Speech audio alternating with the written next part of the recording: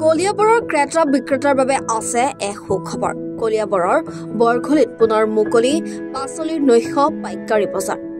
প্ৰায় এটা বছৰ বিৰতিৰ পাছত বৰঘলী বজাৰত পুনৰ মুকলি হৈছে এখন উন্নত মানদণ্ডৰ পাচলিৰ নৈশ পাইকাৰী বজাৰ। বন্ধাকবি, ফুলকবি, জিকা, ভোল, বেঙেনা, গাজৰ, ৰঙালাও, বিলাহী, তিহুকে আদি কৰি বিভিন্ন ধৰণৰ পাচলিৰে এতিয়া ভৰি পৰিছে বৰঘলী পাইকাৰী বজাৰখন।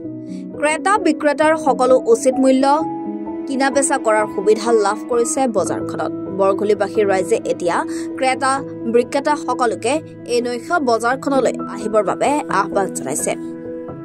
এই বজাৰখনৰ পৰা দৈনিক অসমৰ ভিন্ন প্ৰান্তলৈ গাড়ীয়ে গাড়ীয়ে কেঁচা পাচলিৰ আমদানি ৰপ্তানি হৈ থকাও দেখিবলৈ পোৱা গৈছে। আমাৰ বৰঘলী বজাৰখনৰ যিটো ৰাতিৰ বজাৰ বহে, ৰাতিৰ বজাৰত মানে যোৱা বছৰৰ দৰে এইবাৰো মানে বিভিন্ন গৃহস্থ আৰু ক্ৰেতা বিক্ৰেতা মানে উভয়ে মানে কি বজাৰখনত আমি যদি মিলিজুলি বজাৰখন আগবঢ়াই লৈ গ'লে মানে বজাৰখনৰ লগতে মানে আমাৰ ওচৰ চুবুৰীয়া যিখিনি মানুহ মানে শাক পাচলি কৰে তেওঁলোকৰ উন্নতি হ'ব, আমাৰ প্লাছ বজাৰখনৰ ডেভেলপ হ'ব। গতিকে আমি ৰাইজক এটা কথা জনাব বিচাৰিছোঁ যে এতিয়াৰ পৰা মানে আজিৰ পৰাও মানে বহুত চব্জি উঠিছে।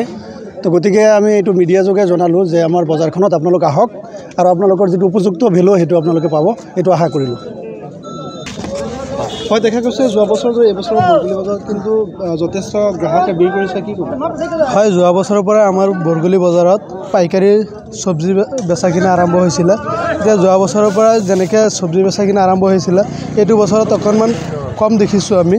চব্জি বেপাৰীয়ে কম আনে, বেপাৰীও কম আহে, গৃহস্থও কম আহে। গতিকে আমি গৃহস্থক আহ্বান জনাম যে বৰঘলী বজাৰত আহক আপোনালোকে, আৰু বেপাৰীক কেনেকৈ মাতিব লাগে, কি কৰিব লাগে সেইখিনি ব্যৱস্থা আমি কৰিম। আপোনালোকে গৃহস্থবিলাক আহক, বৰঘলী বজাৰত শাক চব্জি লৈ আহক, আমি সেইখিনি ব্যৱস্থা আপোনালোকে কৰি দিম। আপোনালোকে ইয়াত উচিত মূল্য পাব। সেইখিনি মূল্যত আপোনালোকে ইয়াতে আবেলি সময়ত 3টা বজাৰ পৰা সন্ধিয়া 8টা, 9টা, 10টালৈকে আপোনালোকে ইয়াত চব্জি বেচা কিনা কৰিব পাৰিব। আপোনালোকে ইয়াত যিখিনি চব্জি আনিব গোটেইখিনি চব্জি বেপাৰী আহিব, তাহাঁতে চব্জিখিনি কিনিব।